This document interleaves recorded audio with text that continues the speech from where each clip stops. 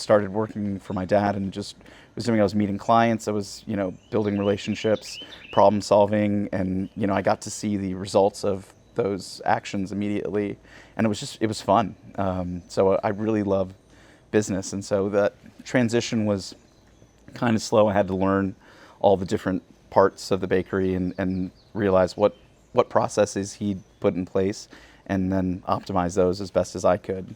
But then eventually I realized I needed to go back to school for business. And so I went back to Northwestern, got my MBA at Kellogg, and now finally have some more tools in my toolbox to kind of tackle the problems that we're facing.